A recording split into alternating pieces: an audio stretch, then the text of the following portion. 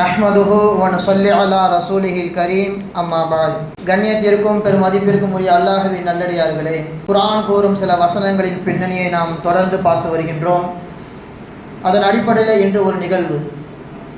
பொதுவாகவே அல்லாஹ் சுப்ஹானஹு வ தஆலா உலகத்தில் சிலை வணக்கம் செய்யக்கூடியவர்களை காட்டிலும் வேதம் கொடுக்கப்பட்டவர்களுக்கு அல்லாஹு தஆலா நிறைய சலுகைகளை வழங்குவான். அவர்கள் பாவம் செய்பவர்களாக இருந்தாலும் வேதம் கொடுக்கப்பட்டவர்கள் என்கின்ற அடிப்படையில் அல்லாஹு தஆலா அவர்களுக்கு பல போர்களில் வெற்றியை கொடுத்திருக்கின்றான். ஆனால் ஒரு இடத்திலே வேதம் கொடுக்கப்பட்டவர்கள் தோற்கடிக்கப்படுகிறார்கள். எதிரணியில் இருக்கின்ற சிலை வணக்கம் செய்யக்கூடியவர்களுக்கு அல்லாஹு தஆலா மகிழ்ச்சியை கொடுக்கின்றான். அப்படி ஒரு சம்பவத்தை பற்றி தான் இன்று நாம் பார்க்க போகின்றோம். அது என்ன சம்பவம்? தினந்தோறும் நாம் ஓதுகின்ற கேட்கின்ற ஒரு சூரத்துல் ஃபீல், யானை என்பது அதற்கு பொருள். அலம் தர கைஃப ஃபஅல ரப்புக பி அஸ்ஹாபில் ஃபீல். நபியே, உமது இறைவன் யானை படையினரை என்ன செய்தான் என்று உங்களுக்கு தெரியுமா? அலம் யஜஅல் கைதஹும் ஃபீ தப்லீல். அல்லாஹ் அவர்கள் செய்த எல்லா விதமான சூழ்ச்சிகளையும் முறியடித்தான் என்பதாக அல்லாஹு தஆலா சொல்லி காண்பிக்கின்றான். யார் இந்த யானை படையினர்? ஏன் அவர்கள் காபத்துல்லாவை இடிக்க வர வேண்டும்? அதற்கு என்ன காரணம் என்பதை குறித்து தான் இன்றைய நிகழ்வில் நாம் தெரிந்து கொள்ள போகிறோம். அல்லாஹு தஆலா நேரத்தில் பரக்கத் செய்வானாக. முதலில் இந்த யானை படையினரை பற்றி நாம் தெரிவதற்கு முன்பாக இதோடைய ஆரம்ப புள்ளி எங்கே என்பது நாம் தெரிந்து கொள்ள வேண்டும். யமன் நாட்டிலே ஜூ நுவாஸ் என்கின்ற ஒரு அரசன் வாழ்ந்து வந்தான். அவனுக்கு கீழே சுமார் அந்த நாட்டின் மக்கள் 20,000 நபர்கள், அத்தனை பேரும் கிறிஸ்துவர்கள். அவர்களை அடிமைப்படுத்தி கொடுமைப்படுத்தி சிலை வணக்கம் செய்யும்படி நிர்பந்திக்கின்றான். கடந்த வருடமும் இந்த மக்களை குறித்து பேசப்பட்டது. இவர்களை குறித்து சூரத்துல் புரூஜிலே அஸ்ஹாபுல் உஹ்தூத் என்பதாக சொல்லப்படும். இஸ்லாத்தை ஏற்றுக்கொண்ட ஒரே காரணத்திற்காக மாபெரும் பள்ளத்தை தோண்டி அதில் நெருப்பை மூட்டி 20,000 நபர்களை உள்ளே தள்ளிவிட்டு கொன்றவன் இந்த ஜூ நுவாஸ் என்கின்ற மன்னன். அந்த ஒரு பேரழிவில் இருந்து தப்பித்து ஒரே ஒரு நபர் மட்டும் தப்பித்து ரோமுக்கு செல்கின்றார், ரோம் நாட்டிற்கு செல்கின்றார். அவனுடைய பேர் தௌஸ் ஜூ சஅலபான். எப்படியோ தப்பித்து சென்று விட்டான். ஈமான் கொண்ட ஒரு முஸ்லிம் ரோம் நாட்டிற்கு சென்று அங்குள்ள கைசர் என்கின்ற மன்னரை சந்தித்து நடந்த நிகழ்வுகள் எல்லாம் கூறுகிறார். இப்படி ஒரு கொடுங்கோலுடைய ஆட்சியில் நாங்கள் மாட்டிக்கொண்டோம். என் நாட்டு மக்கள் அத்தனை பேரும் வஃபாத்தாகி விட்டார்கள். நான் மட்டும் தப்பித்து வந்துவிட்டேன். எப்படியாவது என்னை காப்பாற்றுங்கள். யமனிலிருந்து ரோம் நாடு என்பது மிகவும் தொலைவு. இந்த ஒரு நபர் மட்டும் எப்படியோ தப்பித்து சென்று விட்டார். ஆனால் ரோம் நாட்டு மன்னர் கைசர் என்ன சொல்லிவிட்டார்? இங்கிருந்து படையை அனுப்புவது ரொம்ப கஷ்டம். என்னுடைய படைகளை அவ்வளவு தூரம் அனுப்ப முடியாது. என்னுடைய நேச நாடான ஹபஷா நாட்டு மன்னருக்கு நான் கடிதம் எழுதுகின்றேன்.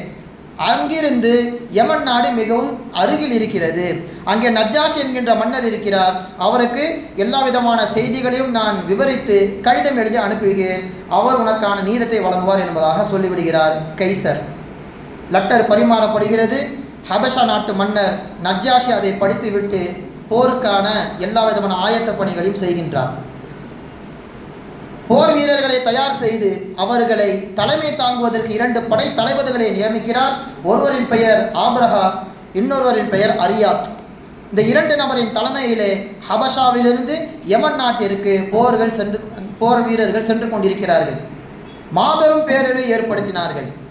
அவர்களுடைய தாக்குதலை தாங்க முடியாமல் ஜூ நுவாஸ் என்கின்ற மன்னன் பயந்து ஓடி போய் அங்கிருக்க கடலில் குதித்து தற்கொலை செய்து கொண்டான். இப்போது அந்த நாடு எந்த விதமான அதிகாரத்திற்கும் அப்பாற்பட்டு யாருமே ஒரு அரசன் இல்லாத நிலையில் அது அனாதையாக இருக்கிறது. இப்போ வந்த இந்த 2 பேருக்குள்ள ஒரு சண்டை. நம்ம 2 பேரில் யார் இந்த யமன் நாட்டை கைப்பற்றுவது, யார் இதை ஆட்சி செய்ய வேண்டும்? இருவருக்கும் ஈகோ முத்தி போய் இருவரும் சண்டை போடுகிறார்கள். சண்டை போட்டதில் ஆப்ரஹா என்பவன் ஏமாற்றி அரியாத் என்பவனை கொன்று விடுகின்றான். அவன் மிகவும் பலசாலியானவன். எப்படியோ ஏமாற்றி ஆள் வைத்து அரியாத்தை கொன்று விடுகின்றான். யமன் நாட்டிற்கு மன்னனாக ஆப்ரஹா மாறிவிடுகின்றான். இந்த செய்தி இவர்களை அனுப்பிய நஜ்ஜாஷி மன்னருக்கு தெரிகிறது. உங்கள் 2 பேரையும் போர் செய்வதற்கு அனுப்பினால் நீங்கள் 2 பேரும் சண்டை போது அந்த நாட்டை நீ கைப்பற்றீங்களா? உன்னை எதிர்த்து நான் போர் வீரர்களை அனுப்புகிறேன் என்பதாக இவர் சொல்ல, நஜ்ஜாஷி மன்னர் சொல்ல, அங்கே ஆப்ரஹா பயந்து போய் கடிதம் எழுதுகிறான். மன்னரே, நான் உங்களை எதிர்த்து போர் செய்யவில்லை.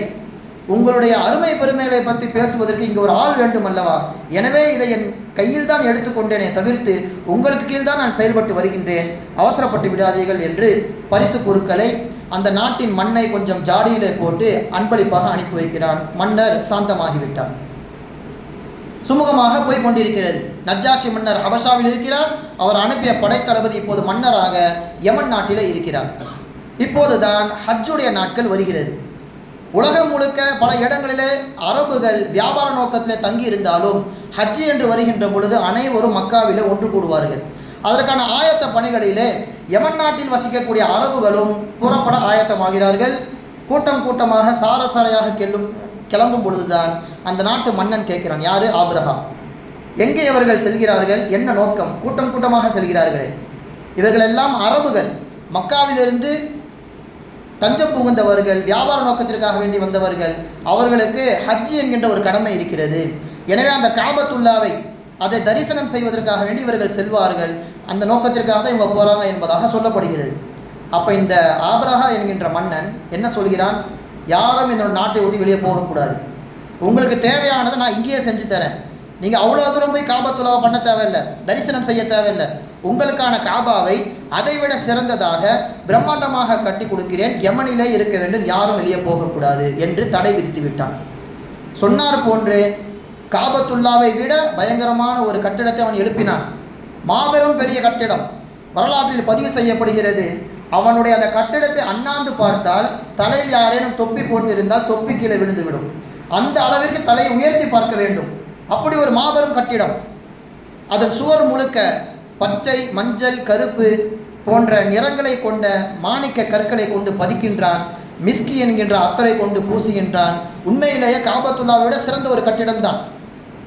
இப்படி அவர்கள் செய்து விட்டவுடன் அவனுடைய அந்த அரசுக்கு பயந்து அரபுகள் அங்கேயே இருந்து விடுகிறார்கள். இந்த சமயத்தில் தான் அரபுகளில் அந்த நாட்டில் வாழக்கூடிய நுஃபைல் இப்னு ஹபீப் என்கின்ற ஒரு நபர், என்ன இருந்தாலும் அல்லாஹு தாலா நபிமார்களை வைத்து கட்டிய அந்த காபத்துல்லாவை போன்று இது வராது, இவன் எப்படி நம்மளை அடக்கலாம் ஒடுக்கலாம் என்று நினைத்து குப்பைகளை வாரி அந்த கட்டடத்துக்குள்ளே போட்டு விடுவார். இவருடைய வேலை இதுதான்.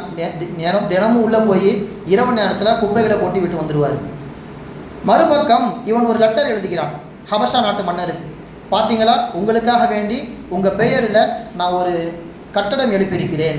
இது உங்களுக்கான நினைவு சின்னம். உங்களை எதிர்த்து நான் இங்கே நாடை கைப்பற்ற வரவில்லை, உங்களை சந்தோஷப்படுத்த வேண்டும், நீங்கள் நிம்மதியாக இருக்க வேண்டும் என்பதற்காக வேண்டி இந்த இடத்துல ஒரு கட்டடத்தை எழுப்பியிருக்கிறேன் மன்னரே என்பதாக ஹபஷா நாட்டு மன்னருக்கும் இவன் கடிதம் எழுதி அனுப்புகின்றான். அந்த கட்டடத்திற்கு குல்லைஸ் என்பதாக பேரும் அவன் சூட்டுகின்றான். இப்படியே மக்கள் பயந்து அங்கேயே வாழ்ந்து கொண்டிருக்கிறார்கள். இப்போ மக்காவிற்கு நாம் வருவோம். அங்குள்ள அரபுகள் தன்மானமிக்கவர்கள், வீரர்கள். எப்படி ஒட்டுமொத்த உலகத்தில் உள்ள அரபுகளும் மக்காவை நோக்கி வருகின்ற பொழுது இவன் மட்டும் எப்படி அவர்களை தடுத்து நிறுத்தி அங்கே காபத்துல்லா என்பதாக ஒன்று உருவாக்குவான், சும்மா விடக்கூடாது என்று நினைத்து பனு ஃபுகைம் என்கின்ற குடும்பத்தை சேர்ந்த சில வாலிபர்கள் சென்று மலம் கழித்து விட்டு வந்து விடுகிறார்கள் அந்த கட்டிடத்தில். இன்னும் சில வாலிபர்கள் சென்று அந்த திரை சீலையிலே நெருப்பை பற்றி விடுகிறார்கள். முழுவதுமாக அதை எரிந்து பலகீனமாகி இடிந்து நொறுங்கி விடுகிறது. ஆபிரஹா மன்னனுக்கு இதை பொறுக்க முடியவில்லை. எங்கோ இருக்கின்ற அரபுகள் எப்படி என் கட்டடத்தின் மீது கையை வைக்கலாம் என்று நினைத்து இப்போதுதான் இவன் சொல்கின்றான், என் கட்டடத்தின் மீது கை வைத்தவர்களை நான் அவர்களிடத்திற்கே சென்று காபத்துல்லாவை இடிப்பேன் என்பதாக சபதம் எடுத்துக்கொண்டு அந்த யமன் நாட்டிலிருந்து மக்காவை நோக்கி புறப்படுகின்றான். இந்த சமயத்தில்தான் உள்நாட்டு கலவரங்கள் வெடிக்கின்றது. அரபுகள் அவனுக்கு பயந்து அவன் கட்டிய அந்த கட்டிடத்தை அவர்கள் தரிசித்தார்கள் தான். ஒரிஜினல் காபாவை கை வைக்க போகும் பொழுது யாராக இருந்தாலும் கோபம் வரும். எனவே அங்கே பயந்து கடந்த அரபுகள் பொங்கியல ஆரம்பித்து விட்டார்கள். அங்கே இருக்கின்ற நுஃபைல் இப்னு ஹபீப் என்பவர், ஜூ நஃபர் என்பவர், இரண்டு நபரும் பெரிய படையை திரட்டி அந்த அரசனை நோக்கி போர் செய்கின்றார்கள். தோல்வி அடைகிறார்கள். ஆபிரஹா ஜெயித்து விடுகின்றான். யார் அவனை எதிர்த்து போர் செய்கிறார்களோ அவர்களே வழிகாட்டியாக மாற்றி மீண்டும் மக்காவை நோக்கி புறப்படுகின்றான். இப்போ மீண்டும் ஒரு கடிதம் எழுதப்படுகிறது ஹபஷா நாட்டு மன்னருக்கு. மன்னரே, உங்கள் பேரிலே கட்டிய அந்த கட்டிடத்தை நாசப்படுத்தி விட்டார்கள். அவருடைய இறை இல்லத்தை நான் இடிக்கப் போகின்றேன். எனவே நீங்கள் எனக்கு 60,000 வீரர்களை அனுப்பி வையுங்கள். மட்டும் கிடையாது, நான் வளர்த்த என் பேச்சுக்கு கட்டுப்படுகின்ற என்னுடைய யானையையும் அனுப்பி வையுங்கள். வரலாற்றில் அந்த யானையை குறித்து சொல்லப்படுகிறது. அதற்கு பெயர் மஹ்மூத் என்பதாக சொல்லப்படும். நம்மை போன்று நம் காலத்தில் வாழ்கின்ற யானை போன்று அது இருக்காது. நீங்கள் வலைதளங்களிலே கூகுளிலே மமூத் என்பதாக டைப் செய்தால் வரும். மாபெரும் பிரம்மாண்டமான ஒரு யானை, மிக நீண்ட தந்தங்களை கொண்டது, உடல் முழுக்க முடி இருக்கும். அப்படி ஒரு ராட்சச யானையை உலகத்தில் வளர்த்தது முதலாக ஆபிரஹா தான். எனவே 60,000 வீரர்களையும் அந்த யானையையும் நீங்கள் அனுப்பி வையுங்கள். எங்கே? மக்காவிற்கு முன்பாக முகம்மிஸ் என்கின்ற ஒரு இடம் இருக்கிறது. அந்த இடத்திற்கு நீங்கள் அனுப்பி வையுங்கள். நானும் அந்த இடத்தை நோக்கி தான் போய் கொண்டிருக்கின்றேன்.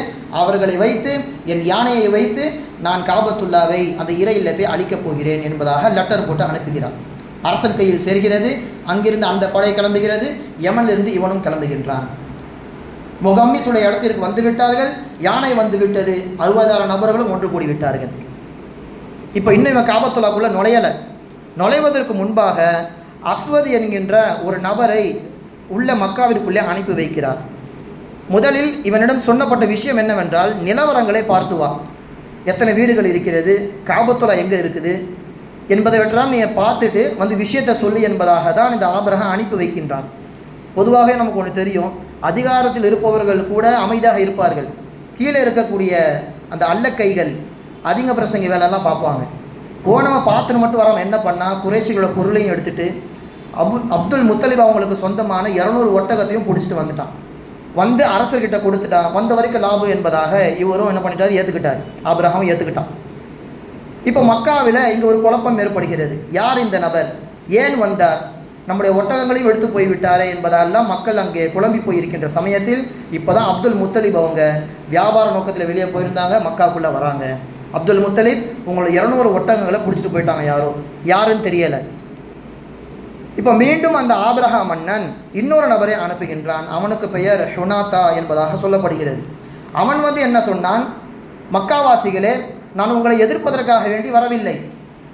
உங்களை எதிர்ப்பது எங்கள் மன்னனின் நோக்கம் கிடையாது. உங்களில் யாரோ ஒருவர் அவர் கட்டிய கட்டிடத்தை நாசப்படுத்தி விட்டீர்கள். எனவே உங்கள் கட்டிடத்தை நாசப்படுத்துவதற்கு அவர் விரும்புகிறார். எனவே எந்த விதமான சேதாரமும் ஏற்படாது, இரத்தமும் சிந்தப்படாது. நீங்கள் ஒதுங்கிக் கொள்ளுங்கள். காபத்துல்லாவை விட்டு நீங்கள் ஓடிவிடுங்கள். காபத்துல்லாவை அவர் பார்த்து கொள்வார் என்பதாக அந்த ஹுனாத்தா என்பவன் வந்து சொல்கின்றான். சொல்லும் பொழுது அப்துல் முத்தலிப் அவங்க வராங்க. நீ என்னமோ செஞ்சுட்டு போ, என்னுடைய 200 ஒட்டகத்தை ஏன் எடுத்துகிட்டு போனீங்க? நீங்கள் வந்த நோக்கம் அதுதானே, என் ஒட்டகத்தை எனக்கு கொடுத்துருங்க, நீங்கள் வந்த வேலையை பார்த்துக்கோங்க என்பதாக அப்துல் முத்தலிப் அவங்க எந்த விதமான அக்கறையும் இல்லாத போன்றே பேசுகிறாங்க. இதற்கு பின்னால் மிகப்பெரிய ஒரு ஆன்மீகம் ஒழித்து கொண்டிருக்கிறது. பின்னால் அதை பற்றி சொல்கின்றேன். அப்போ என்ன சொல்கிறாங்க, எனக்கான ஒட்டகத்தை நீங்கள் கொடுத்துருங்க, உங்களுக்கு நோக்கம் என்ன, அதை இடிக்கணும், இடிச்சிட்டு போயிருங்க என்று சொல்லும் பொழுது இந்த ஹுனாத்தா என்ன செய்கிறான், அவர்களை அழைத்து கொண்டு ஆபிரஹாவை பார்ப்பதற்காக வேண்டி கூட்டிக் கொண்டு செல்கின்றான். அங்கே போகும் பொழுதுதான் அப்துல் முத்தலிப் அவருடைய பிரம்மாண்டமான அந்த கண்ணியமான தோற்றத்தை பார்த்து ஆபிரஹாவே எழுந்து நிற்கின்றான். மக்காவின் தலைவர் அல்லவா, எனவே மிகப்பெரிய ஒரு கண்ணியத்திற்கு சொந்தக்காரர், பார்ப்பதற்கு மிகவும் அழகாக இருப்பார். எனவே அப்துல் முத்தலிப் அவர்களை பார்த்து இந்த ஆபிரஹா மரியாதை செய்கின்றான். அவன் அமர்ந்த அந்த கட்டிலேயே அவர்களை அமர வைக்கின்றான். இடையில ஒரு டிரான்ஸ்லேட்டர், ஒரு தர்ஜுமான் இருக்கிறான். இருவரும் பேசும் மொழி புரியாது. எனவே அவரவர் மொழிக்கு ஏற்றவாறு இவன் டிரான்ஸ்லேட் செய்து சொல்வான். அப்போ இருவருக்கும் மத்தியில் பேச்சுவார்த்தை போகின்றது. உங்களுக்கு என்ன வேண்டும்? எனக்கு என்னுடைய 200 ஒட்டகத்தை தந்துடுங்க. யாரை கேட்டு எடுத்துகிட்டு வந்தீங்க? அது எனக்கான சொத்து. வந்த நோக்கம் வேறு, ஏன் நீங்கள் வேறு விதத்தில் அதை கை வைக்கிறீர்கள் என்பதாக அப்துல் முத்தலிப் அவர்கள் கேட்கிறார்கள். அப்போ இவன் சிரிச்சுக்கிட்டே கேட்குற ஆபிரஹா, காலம் முழுக்க இந்த மக்காவிலே தான் நீங்கள் வாழ்கிறீர்கள். உங்கள் பிறப்பு இறப்பு எல்லாமே இந்த மக்காவில் தான். தரிசனம் செய்வதற்கு அந்த காபத்துல்லாவை உயிருக்கும் மேலாக நீங்கள் நேசிக்கிறீர்கள். அதை இடிக்கப் போகிறேன் என்று நான் சொல்லும் பொழுது எப்படி உங்களுக்கு கொஞ்சம் கூட மனசில் கவலையே இல்லாமல், கஷ்டமே இல்லாமல் ஒட்டகத்தை தேடி வந்திருக்கீங்க? அது உங்களுக்கு உறுத்தையா என்பதாக அந்த ஆபிரஹா கேட்கின்றான். அப்போ அவங்க சொன்ன வார்த்தை தான் நாம் எடுத்துக்கொள்ள வேண்டிய மாபெரும் ஒரு ஆன்மீக சொல். என்ன சொல்கிறார்கள்? அந்த 200 ஒட்டகம் எனக்கானது, அதற்கு சொந்தக்காரன் நான். எனவே எனக்கு கோபம் வந்தது. நீங்கள் கை வைக்கப் போவது காபத்துல்லா, அதற்கான சொந்தக்காரன் அல்லாஹ் சுப்ஹானஹு வ தஆலா. நீங்கள் கை வைத்து பாருங்கள், அந்த கோபத்தை அவன் எப்படி வெளிப்படுத்துவான்னு உங்களுக்கு தெரியும். எனக்கான ஒட்டகத்தை எனக்கு கொடுத்து விடுங்கள் என்பதாக அப்துல் முத்தலிப் அவர்கள் கேட்கிறார்கள். இவனும் என்ன செய்கிறான், நாளை உங்கள் அல்லாஹ் என்ன செய்கிறான் என்பதை பார்த்து கொள்ளலாம், ஒட்டகத்தை எடுத்துகிட்டு போயிருங்க என்பதாக சொல்லப்படுகிறது. அப்போ இவங்களும் ஒட்டகத்தை எடுத்துகிட்டு வராங்க. வந்து காபத்துல்லாவில் இருக்கிற எல்லா மக்களையும் அழைத்து, இப்படி ஒரு விபரீதம் நடக்கப் போகிறது, நாம் யாரும் இங்கே இருக்க வேண்டாம், மலைக்கு சென்று விடலாம் என்பதாக எல்லோரிடத்தில் சொல்லி மலைக்கு அழைத்து செல்கின்றார்கள். இப்போது மக்காக்குள்ளே யாருமே இல்லை, எல்லோரும் மலைக்கு மேலே சென்று விட்டார்கள். அவன் வந்த அந்த ஒரு நாள் முழுக்க முழுக்க கழிந்து விட்டது. அடுத்த நாள் காலையிலே இந்த யானையை கிளப்பி விட்டு காபத்துல்லாவை இடிக்கலாம் என்பதற்காக வேண்டி யானையை எழுப்ப முயற்சிக்கிறார்கள். யானை எழுந்திக்கவே மாட்டேங்குது. ஏன்னா அன்றைய இரவிலே இந்த நுஃபைல் இப்னு ஹபீப் என்பவன் அது காதில் சென்று என்ன சொல்கின்றான், இதுவரைக்கும் நீ பல போர்களை பார்த்திருப்பாய். இந்த நுஃபைல் இப்னு ஹபீப் என்பவன் யார்? அங்கே யமன் நாட்டிலே உள்நாட்டு போரை தயார் செய்தாரே, அரபு நாட்டிலே சேர்ந்த ஒருவர். அவர் தான் இங்கே கைதியாக பிடிக்கப்பட்டு வந்திருக்கிறார். அவர் யானுடைய காதிலே சென்று, நீ பல போர்களை சந்தித்திருப்பாய், ஆனால் இது அப்படிப்பட்டது கிடையாது. உன்னை படைத்த இறைவனின் பூமியிலே நாசம் செய்வதற்காக வேண்டி உன் எஜமான் உன்னை அழைத்து வந்திருக்கின்றான், பார்த்துக்கொள் என்பதாக காதில் சொல்கிறார். அதனால்தான் அடுத்த நாள் காலையிலிருந்து இடத்தை விட்டு அது நவரவே மாட்டேங்குது கொஞ்சம் கூட. எவ்வளவோ அடிக்கிறார்கள், அடிக்கும் பொழுது பீறிட்டு அது கத்துகிறது, ஆனால் இடத்தை விட்டு நவுந்தபாடு கிடையாது.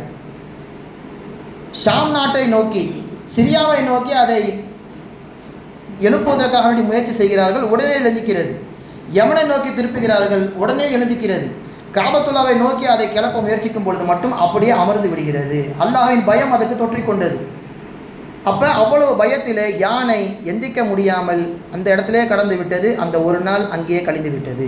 2 நாள் மக்காவிற்குள்ளே நுழையாமல் முகம்மிஸ் என்கின்ற அதே இடத்திலேயே இந்த ஆப்ரஹா மற்ற படை வீரர்கள் அங்கேயே தங்கியிருக்கிறார்கள்.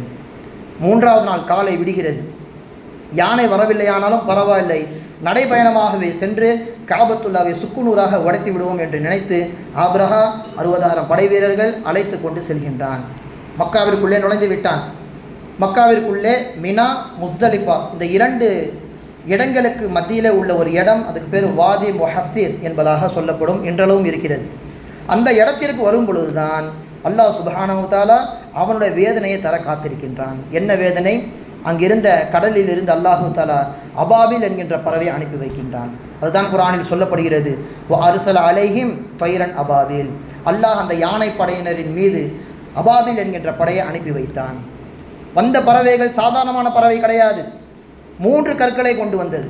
வாயில் ஒரு கல், 2 கால்களிலும் ஒரு கல், 3 கற்களை கொண்டு வந்து இப்படி லட்சக்கணக்கான பறவைகள் வந்தன. வந்து யார் யாரெல்லாம் அந்த படையில் இருக்கின்றார்களோ மிகச்சரியாக அவர்கள் மீது அந்த கல்லை போட்டுவிடும். அந்த கல்லும் சாதாரணமானது கிடையாது. உம்மு ஹானி ரலியல்லாஹு தஆலா அன்ஹா அவர்கள் சொல்லி காண்பிக்கிறார்கள், அந்த ஒவ்வொரு கல்லிலுமே பெயர் பொறிக்கப்பட்டிருக்கும். யார் யாரெல்லாம் அந்த படையில் இருக்கிறாரோ அந்த படையில் உள்ள நபரின் மீது மிகச்சரியாக பெயர் பொறிக்கப்பட்ட அந்த கல் போய் விழும். விழுந்தவுடன் என்ன ஆவார்கள்? குர்ஆனில் அல்லாஹு தஆலா சொல்கின்றான், வ அர்ஸல அலைஹிம் தைரன் அபாபில் தர்மீஹிம் பிஹிஜாரத்தின் மின் சிஜ்ஜில். சூடான கல், அது சாதாரண கற்கள் கிடையாது. அந்த பறவை தாங்கும், அந்த கற்களின் சூடை மனிதன் தாங்க மாட்டான். அது மேலே பட்டவுடன் உம்மு ஹானி ரலியல்லாஹு தஆலா அன்ஹா அவர்கள் அறிவிக்கின்றார்கள், மனிதனின் உடம்பு ஓட்டை விழுந்து சாம்பலாகி போய்விடுவான். ஃபஜஅலஹும் கஅஸ்ஃபின் மஅகூல். பறவைகளின் தீவனத்தை போன்று. புரியும்படி சொல்வதானால் வைக்கோலில் நெருப்பை பற்றி போட்டால் என்ன ஆகும்? இருக்கும் தடமே தெரியாது, சாம்பல் மட்டும்தான் மிஞ்சும். அந்த மாதிரி அல்லாஹு தஆலா அந்த சுடுகற்களை கொண்டு எல்லா நபர்களும் சோதிக்க தயார் செய்து விட்டான். பறவைகள் எல்லாம் வருகிறது. இவன் வாதி முஹஸ்ஸிர் என்கின்ற இடத்திலே அங்குதான் நின்று கொண்டிருக்கின்றான். பறவைகள் ஒவ்வொன்றாக ஒவ்வொரு நபரின் மீதும் அந்த கல்லை போட்டுக்கொண்டே இருக்கின்றன. எல்லாரும் கண்ணுக்கு முன்னாலேயே சாம்பலாகி போய் விழுகிறார்கள். இந்த கற்களை குறித்து பின்னால் நிறைய சம்பவங்கள் வரும். அபூபக்கர் ரலியல்லாஹு தஆலா அன்ஹு அவர்களுடைய மகள் அஸ்மா ரலியல்லாஹு தஆலா அன்ஹு அவர்கள் சொல்கின்றார்கள், என்னிடத்திலே அந்த கல் ஒன்று என்கிட்ட இருந்துச்சு. இது எனக்கு எப்படி கிடச்சிது அப்படின்னா, என்னுடைய அத்தாவுடைய அத்தா அபூ குஹாஃபா அவங்க இந்த சம்பவம் நடந்தபோது அங்கே தான் வாழ்ந்தாங்க. அந்த கற்களை சேமித்து வைத்திருந்தார்கள். அதற்கு பிறகு அது அபூபக்கர் ரலியல்லாஹு தஆலா அன்ஹு என் தந்தைக்கிட்ட இருந்துச்சு, இப்போ அது என்கிட்ட இருக்குது என்பதாக சொல்லுவாங்க. அப்படி ஒரு சுடுகற்களை அந்த பறவைகள் சரமாரியாக எல்லாரும் மீதும் போட்டுக்கொண்டே இருக்கிறது. அந்த ஆப்ரஹாவின் கண்ணுக்கு முன்னாலேயே அனைவரும் செத்து மடிகின்றார்கள். அந்த யானை இன்னும் அங்கேயே தான் இருக்கிறது. இன்னும் இவர்கள் காபத்துல்லாஹ்விற்கு பக்கத்திலே நெருங்கவில்லை. வாதி முஹஸ்ஸிர் என்கின்ற இடத்திலேயே அல்லாஹு தஆலா அவர்களை தூள் தூளாக ஆக்கிவிட்டான். இப்போ அல்லாஹு தஆலா இங்கே இன்னும் ஒரு சோதனை அவங்க செஞ்சான். என்ன அப்படின்னா, வந்த படை வீரர்களுக்கு ஒரு தண்டனை, இவர்கள் வழிநடத்தி வந்தானே அந்த ஆபிரகாவிற்கு அல்லாஹு தஆலா புதுவிதமான ஒரு தண்டனையை கொடுத்தான். இவன் பயந்து ஓட ஆரம்பிச்சிட்டான். மக்காவிலிருந்து வெளியே வந்தான். முகம்மிஸ் என்கின்ற இடத்தை கடந்தான். எப்படியே நம்ம தப்பிச்சு யமன் நாட்டுக்கே போயிடுவோம். அந்த யானையை அங்கேயே விட்டுட்டு போயிட்டான். யமன் நாட்டுக்கு எப்படியாவது போயிடலான்னு சொல்லிட்டு போகும் பொழுது இவனுக்கு அல்லாஹு தஆலா கொடுத்த ஸ்பெஷல் தண்டனை என்ன அப்படின்னா, ஒவ்வொரு ஏரியாவை இவன் கடக்கின்ற பொழுதும் உடலில் உள்ள ஒவ்வொரு உறுப்புகளும் துண்டு துண்டாக உளுந்துவிடும். ஒவ்வொரு ஏரியாவை இவன் கடக்கின்ற பொழுது கால் விரல்கள் ஒன்றொன்றாக உளுந்து கொண்டே இருக்கிறது. பிறகு கை விரல்கள், பிறகு கையின் இந்த 2 மொழிகள், பிறகு அவனுடைய 2 மொட்டுகள், பிறகு அவனுடைய தோல் புஜங்கள் என்று ஒவ்வொன்றாக, எப்படி நம்ம ஒரு பொம்மையிலேருந்து கையை கழட்டுவோம் அந்த மாதிரி ஒவ்வொன்றாக இவன் ஏரியாவை கடக்கின்ற பொழுது அல்லாஹு தஆலா உடம்பிலிருந்து ஒவ்வொரு உறுப்பாக கழட்டி கொண்டே இருக்கின்றான். கடைசி அவன் யமன் நாட்டில் அவன் போய் அடைகின்ற பொழுது இடுப்பு வரைக்குமே எதுவுமே இல்லை. வாயால் தவண்டு கொண்டு யமன் நாட்டிற்கு உள்ளே நுழையும் பொழுது தலையும் துண்டாகிவிட்டது. யாரும் அவனை அடிக்கவில்லை, வெட்டவில்லை. அல்லாஹு தஆலா அவனுக்கு இப்படி ஒரு மாபெரும் சேதாரத்தை ஏற்படுத்தி தந்தான். காரணம் என்ன? இவன் ஒரு வேதக்காரன், வேதம் கொடுக்கப்பட்ட ஒரு நபர். அல்லாஹு தஆலா அவனுடைய வேதத்திலே ஹஜ்ஜை குறித்து சொல்லப்பட்டிருக்கும், காபத்துல்லாவின் மாண்பை குறித்து சொல்லப்பட்டிருக்கும், மக்கா பூமி எப்படிப்பட்டது என்று அல்லாஹு தஆலா விவரமாக அந்த இஞ்சில் வேதத்தில் சொல்லப்பட்டிருப்பான். அது முழுமையாக இவர்கள் மாற்றிவிட்டார்கள். இருப்பினும் கூட ஆரம்பத்தில் சொன்னதை போன்று வேதக்காரர்கள் என்று வருகின்ற பொழுது அல்லாஹு தஆலா அவர்களுக்கு வெற்றியை கொடுப்பான், முஷ்ரிக்கீன்களுக்கு அல்லாஹு தஆலா தோல்வியை கொடுப்பான். இந்த இடத்தில் அல்லாஹு தஆலா மாற்றி கொடுத்தான். வேதக்காரர்கள் தோற்றார்கள், முஷ்ரிக்கீன்களுக்கு சிலை வணக்கம் செய்யக்கூடிய நபர்களுக்கு அல்லாஹு தஆலா வெற்றியை கொடுத்தான். சம்பவம் இன்னும் முடியவில்லை. அவனுடைய தலை அங்கே துண்டாகி கிடக்கின்றது. இங்கே இந்த கூட்டத்திலே ஒரே ஒரு நபர் தப்பித்து ஹபஷா நாட்டிற்கு போகிறார். ஹபஷா நாட்டு மன்னர் யார்?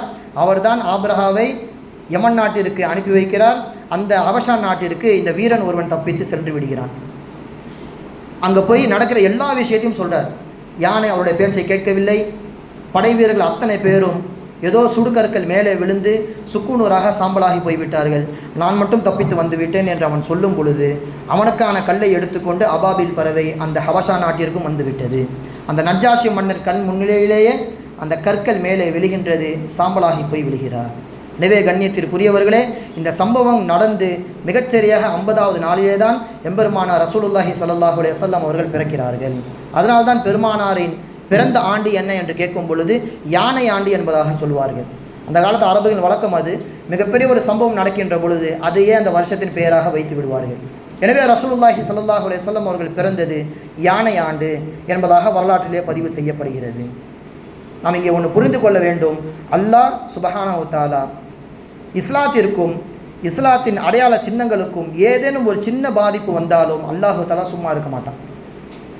யாரெல்லாம் இஸ்லாத்தை அழிப்பதற்காக வேண்டி ஒழிப்பதற்காக வேண்டி உலகத்திலே தோன்றினாலும் அத்தனை நபர்களையும் அல்லாஹ் சுப்ஹானஹு தஆலா கொன்றொழித்தான். ஒரு நம்ரூதை அல்லாஹு தஆலா என்ன செய்தான்? சாதாரண ஒரு நொண்டி கொசுவை வைத்து அல்லாஹு தஆலா அவனை அழித்து ஒழித்தான். யாரெல்லாம் தன்னை சக்தி வாய்ந்தவர்கள், இஸ்லாத்திற்கு எதிரானவர்கள் என்பதாக உலகத்திலே தம்பட்டம் அடிக்கிறார்களோ வெறும் பலகீனமானவர்களை வைத்து, வாயில்லா ஜீவன்களை வைத்து அல்லாஹு தஆலா அழித்து இஸ்லாத்தை அல்லாஹு தஆலா மேலோங்க செய்கின்றான். எல்லாம் அல்லாஹ் சுப்ஹானஹு தஆலா சொன்னதின்படியும் கேட்டதின்படியும் அமல் செய்வதற்கு தௌஃபீக் செய்வானாக. வ ஆகிரு தஅவானா அனில் ஹம்துலில்லாஹி ரப்பில் ஆலமீன். அஸ்ஸலாமு அலைக்கும் வரஹ்மத்துல்லாஹி வபரகாத்துஹு.